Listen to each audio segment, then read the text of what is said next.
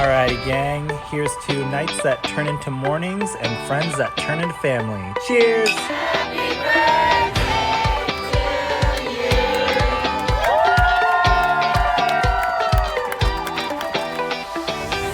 Hello, and welcome to the Friendship IRL podcast. I'm your host, Alex Alexander. My friends, they would tell you I like to ask the hard questions. You know who I am in the group.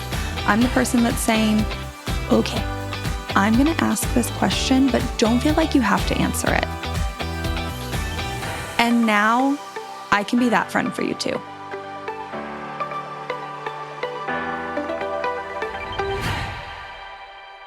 Hi, friends. Just me today, popping on here to hang out. I thought that maybe since I've had some very hard-hitting, long episodes recently, we would just chill today. Just take it easy, have a little conversation. I'll talk about me a little bit so you maybe aren't left having felt like you've done this really deep life reflection like you probably have after some of our recent episodes. Now, if you follow me on Instagram, I'm going to talk about something today that I talked about on my Instagram stories. By the time this episode releases, it'll have been a couple weeks. But if you follow me on Instagram, you saw that I have been down in California at the time I'm recording this episode. We have some friends who have some pretty intense ongoing medical emergency stuff going on. They've had some primary caretakers. They're my friends' parents who have been able, lucky enough, privileged enough to be able to stay with them for an extended period of time and take care of them. But I have been offering ever since this happened that I would be more than happy to come down at any point and stay with them and give their parents some relief. And I talked quite a bit about this on my Instagram stories, and this is just background. This really actually isn't the topic of this episode. But when my friends called and said, hey, these are some dates, my parents really need to go home, can you come stay with us? It just so happened that it included my birthday, which is, if you know me in person, I have never been that big of a birthday person. So she probably knew that and was like, maybe Alex won't care. But I think she also just was in such need that even though my birthday fell on those dates, it really is truly the dates they needed covered. She figured she would ask. And I said, of course. Like, I booked the tickets. I've been offering to come for months. I'm not a huge birthday person. Not a big deal. And I knew when I came down here, like, this is a medical emergency. They're spending the majority of their days in the hospital being caretakers, my friends are, that I would be in their house alone with their dog quite a bit. Like, I'm down here to walk their dog, feed their dog, pick up their mail, take out their trash, maybe do a load of laundry here or there, cook. I spend most of my day actually just working in their house, and then a couple hours doing some like caretaking tasks. But I've mostly been alone the majority of the time. So when I came down here, when I said yes, and it overlapped with my birthday, I knew with 90% certainty that I would be spending the majority of my birthday alone that day. And I was correct. I woke up, they said happy birthday. There's a card, but they have very important things going on. Like, this is what I expected. Now, at a certain point in my life, I probably would have been thrilled to be alone on my birthday, if I'm being quite honest. You know, growing up, I don't have a lot of great birthday memories. And if you talk to any of my friends in my 20s, I did a lot of just like trying to downplay my birthday. Like, sure, I would let there be a celebration, but I don't really want a big party. I don't want a lot of attention on me. Can we just have a picnic where everybody shows up? Maybe they sing me happy birthday, but for the most part, let's actually just not acknowledge that it's my birthday. And I've done a lot of work, also not the point of this episode, to get to a place where I'm not trying to pretend it's not my birthday. But I woke up on my birthday this year, pretty emotional actually. And I didn't know why I was so emotional. Like, had I been lying to myself when I said it didn't matter that I was going to be alone? And I was actually sad. Like, what was the reason? I just woke up and I couldn't pinpoint it. I was able to get through the first couple hours of my day, which is probably good because I had a couple calls without losing it. But my last call ended at about 10 a.m. I hit end and I immediately burst into tears without having any idea why. And I think part of the tears actually just has to do with me maybe processing how sad it is that I've gone so long in my life not wanting anybody to celebrate my birthday. There's probably a little bit of that, but that was not the overwhelming feeling. The overwhelming feeling was actually like gratitude, which then made no sense because I'm alone by myself on my birthday. Gratitude is like not the feeling most people would assume I'm having. Still couldn't quite pinpoint it. But I decided, you know what? It's my birthday. I'm going to not work anymore today. I'm going to do one of my favorite things and I'm going to get in the car. I'm going to drive to the beach. As I was driving, I decided, you know what? Add to it, I'm going to go get myself a fancy donut and a fancy coffee and I'm going to go hang out on the beach. This, at again, one point was probably my dream birthday. Alone, beach, fancy donut. I'm good. So I find my donut, get my coffee, find a great parking spot, by the way, at the beach, front row. Like my tires were touching the sand. That's how close I was. I don't know how I managed that. Grab my towel, walk across the beach, get to the edge, again, sit down, and I'm crying. I suppose I should mention that while I drove to the beach, I also was crying. No clue why. And they don't feel sad. I don't feel sad this entire time, but I just can't quite pinpoint it. So I'm sitting there crying. If anybody that had seen me had known it was my birthday, they're probably figuring I'm sad. But I really don't feel sad. And I realized that I am overwhelmed with the fact that although I've spent a majority of my life feeling very alone, like that's probably why I didn't like my birthday as a kid, is I would be in this room full of people who were all celebrating me, but I was never really honest about how I felt, right? All these other things that were happening in my life. If you don't know what those are, go listen to episode 19. But I'm sitting there most of the time being celebrated, feeling so inauthentic and like trying to smile through these underlying feelings. And yet, in like such stark contrast, I am sitting alone on the beach, feeling not alone, feeling the most supported I have ever felt in my life. Like, could care less if a single person texts me because I know I have so many people in my life who care about me because of all the touch points I have in my life. So if you're confused what I'm talking about, like what I'm saying is, as a kid, I lived out that phrase that people say of, you know, when you feel lonely in a room full of people. That was my experience nonstop, all the time. And somehow, which I'm going to talk about, I'm at a place in my life where I am alone. I am physically by myself with a bunch of strangers on a beach on my birthday, on a day that society says I should need everyone to text me and call me and throw me a big party and do all these things. And there's nothing wrong with wanting all that. But I feel so supported and assured in my relationships because I have so many touch points with my people recently that I don't even need it because I just like trust on such a deep level. I have all these people. And how the heck did I go from being so lonely in a room full of people to being alone and feeling the most supported I've ever felt in my life? And as I sat there on the beach, I just kept thinking, one, how did I get here? And two, I am so proud of myself for getting here. I'm so grateful that I did this. I'm so grateful to these people in my life who are here.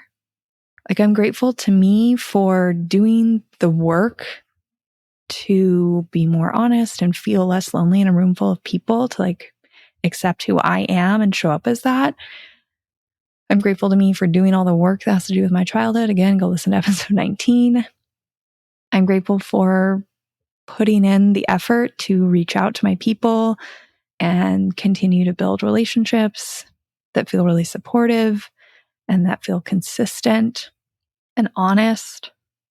Like, I'm just so grateful because this really is a complete 180 in my life, in the way I felt for so long.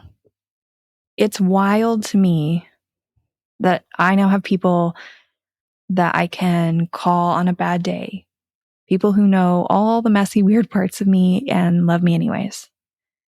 People that understand that my past impacts a lot of things about me and allow me to navigate that.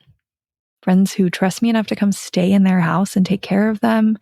Friends who I know when I call them when shit hits the fan would drop everything to come be there for me, because that has happened in recent past. Friends who are just there for one area of my life. Friends who I can have fun with and laugh and be silly. You know, I have a lot of friends who are like brothers and sisters and are that chosen family that I really need. That I've just like done the work to create this really expansive, unique to me connection situation, like this web around me that catches me. Because the thing is, like, what I have built for myself is probably not going to feel right to anybody else. It's not going to feel right to you. But it feels so right to me. So right. Like, I can't even describe how right it feels in this current moment in my life. And I've said this before, but I really think community and friendship is this foundational support piece that when you have people who get you, but also people where you can be yourself, that's what gives you almost like permission or encouragement to go after big goals or to make mistakes, because you feel like you have people who will cheer you on or catch you if you fail. You know, people who you can call in the hard moments, who won't judge you for taking a big risk. You have people who you can go have fun with. Like, I also have people, for me, like unique to me, right? Who know that I have all this weird family stuff going on, and they get the backstory, but they also give me grace when that's impeding in other areas of my life. People I can call as I build this business when I tell them I have like wild dreams. And they tell me they can't wait to see how that comes to life. They maybe don't get it, but like they're here for it. Man, it's overwhelming to think about. You know, like, we need these support systems because they are there to allow us to take risks, to believe in ourselves, to try new things, to get outside our comfort zone, to remind us that we can trust ourselves. And I'm just really grateful as I'm sitting on this beach that I've done that for myself. Like, this birthday this year felt like some sort of reset for me. That although I didn't have this in the past and my birthday was some weird day that I just wanted to get over with, I sat there on the beach thinking, maybe moving forward, this won't be a day that I just want to move past every year. Maybe I could actually throw myself a party and ask people to come and enjoy it, because I can trust that this support system that I've built loves me for me, supports what I'm going after, and that they actually want to show up and celebrate me, which would explain my never-ending tears on my birthday, because that is overwhelming. It is so different than 30 plus years of my life. So, if you are out there and you are listening to this and you feel alone, if you feel like you don't have what you want, and you're like, how do I go from feeling lonely in a room full of people to feeling supported? I have a couple tips for you, because I really sat there trying to think, like, I just did this. I didn't know what I was doing. It's been a messy process. Like, what did I do to get here? Maybe my messy process can help you do it and not have it take decades of your life. So my first tip is get really clear on your half of these relationships, which basically means get really clear on you. Sit down, take time to reflect. Think about the following things. What do you need? What kind of people do you need in your life? What interests do you want to share with them? What things do you want to talk about? How do you want to spend your time together? What do you need? Next, think about what you bring to your half of the relationships. What can you offer to people in your current season of life? So the same questions. How do you want to spend time with these people? What can you offer them in support? What interests do you want to share with people? Like, so often we're going into our relationships without really spending the time to get clear and intentional. And if you don't know where you're going, you're just wasting your energy. Number 2, think about what's working. If you look at your relationships that you have, what feels right? What feels good? What feels easy? That could mean a certain friendship. It could mean connecting with a certain friend about a certain topic. Could mean that you have a pickleball friend and that's an interest you really love. So you really look forward to those times together. Like, what is working so you can take that relationship and turn the dial up? Lean in more. How do you take that to like the next level? Because if it's already working, there's probably really small tweaks you could make that would make it feel even better. The next thing is to figure out what you want to add. Like, maybe you need parent friends. Maybe you need someone that is also on like a big financial journey. They have big goals. Maybe you want a travel friend or somebody who's going through some hard lived experience you have right now, right? They lost a loved one and they're grieving. Like, what do you need? Where can you add to your life? And when you figure that out, then you can be on the lookout for it. You can start telling people, oh, I'm looking for friends who want to travel, or I'm moving and I really need, people in this new town who are parents that I can connect with. What can you add? Because it's easier to see that when you know what you're looking for. We are so inundated with possible connections, and that's not a bad thing, but it can be hard because it's overwhelming. You create the filters. So that's what we're doing here. By figuring out what you want to add, you're creating the filters to decide where you're investing more of your energy as you're moving through your day. The next step is looking at what you want to let go of. Now, please note that this is the last step. That is in that order for a reason, because quite often we get so focused on boundaries to let go, or stopping that habit, or how it's not serving us, when if we actually focused on where we can, maybe let's call it amplify a friendship that's working well, or where we can add, that letting go becomes easier. We're not as worried about that boundary we need to set with the friend, or why it's not working, or what's not serving us, or breaking that habit because we're filling that time we would spend on that habit with something else that is better, that we're more interested in, that we're more excited about. So a lot of times we focus more on adding, the letting go will just happen. Therefore, it's nice to be aware of what we're letting go. But if you put that first, and that's where your brain always goes, you're using so much energy letting go, but it's also what you're focused on.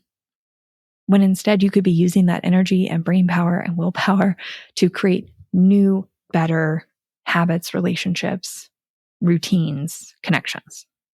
So focus on the adding first. Okay, now that you've done all of these things, you've done this reflection, you need to accept that this stuff isn't going to happen overnight. We all need to be focusing on these small shifts that build over time. And I used this analogy the other day and I really love it. So often with our friendships, we're focused on the hill sprints. You're focused on getting out there and running that hill as fast as you can, maybe once, maybe twice. And you come home and you wonder why your blood pressure numbers at the doctor haven't changed. When really what you need to do is just get outside for a walk a couple times a week. That is probably going to make a bigger difference and be easier to maintain than just suddenly trying to run a few hill sprints and expecting it to happen. So since we've accepted that this isn't going to happen overnight, instead I would suggest put 5 minutes on your calendar to do some small thing related to connection every day. And if every day isn't your style, because it's not mine, then what about 30 minutes once a week? So, if it's every day, that could be while you brush your teeth, when you go on a morning walk, when you stand in your kitchen with one foot on the other leg, staring out the window, waiting for water to filter through your Brita. That could be the moment that instead you do one small thing related to connection every day. You can respond to the text or send that thank you or set up that next hangout. If it's 30 minutes once a week, then every Friday morning, that's part of your routine, or every Sunday, will you drink coffee? These little things, the magic of that consistency is the reason that I can sit on that beach alone and be overwhelmed with gratitude at these connections I've built. Because as I'm sitting there alone, I have hundreds, if not thousands, of these small touch points with my friends, with my people, that I can just sit there and basically mental Rolodex through and have so much confidence that these people care about me and that I care about them and that we are connected, that I'm not alone, even though I'm sitting there physically alone. Those add up, and they add up in a way that allows us to have a confidence in belonging and connection and support that we won't have if we're just looking at these big moments and waiting for the next maybe party. I'm not sitting there on my birthday desperate for everybody to show me how much they care, because I have so many touch points that allow me to just know they do. And you know what? If you're listening to this and you're like, I could never ever be alone on my birthday, that's fine. I've already prefaced this with my own weird birthday feelings. It might be really important to you that people show up for your birthday. That's fine. I would just recommend telling your friends that so that they don't disappoint you. But whether it's your birthday or the moment where you're sitting there after a big loss or a big fail and you want to reach out to someone, but you aren't sure, you don't trust whether people will show up for you, this Rolodex of small moments is what is going to allow you to reach out, to, without question, pick up your phone and say, hey, I need you right now. That's the kind of support we're building. And as I sit here, and just think about this whole scenario of my birthday this year that I will never, ever forget in my entire life, my core message to you is building this support system is beautiful and it's great and it feels good to feel supported and belong. But when you sit there and you've done it because you know the energy you've invested into building this for yourself, there is a sort of pride I can't even explain. I sat there crying, so grateful for them, but also so proud of me for doing this for myself, like for building the support system that I trust so much. Because I would say I am not the most consistent person in a lot of areas of my life, funny enough. But in this one, I am. And I couldn't be prouder of myself because it's been a long road with a lot of tiny little actions consistently that have built what I have. And if you're sitting here thinking, well, that's nice that you did that, I just want to tell you, I'm not special. This isn't like something only I can do. Anybody can do what I'm doing. We're just not talking enough about it. So with that, I'll let you go and get back to your day. Maybe use this moment while you're sitting here after this episode to send that text or let today be the first day of your little consistent actions. Thank you for listening to this episode of Friendship IRL. I am so honored to have these conversations with you, but don't let the chat die here. Send me a voice message. I created a special website just to chat with you. You can find it at alex.chat. You can also find me on Instagram. My handle @itsAlexAlexander, or go ahead and leave a review wherever you prefer to listen to podcasts. Now, if you want to take this conversation a step further, send this episode to a friend. Tell them you found it interesting and use what we just talked about as a conversation starter the next time you and your friend hang out. No need for a teary goodbye. I'll be back with a new episode next week.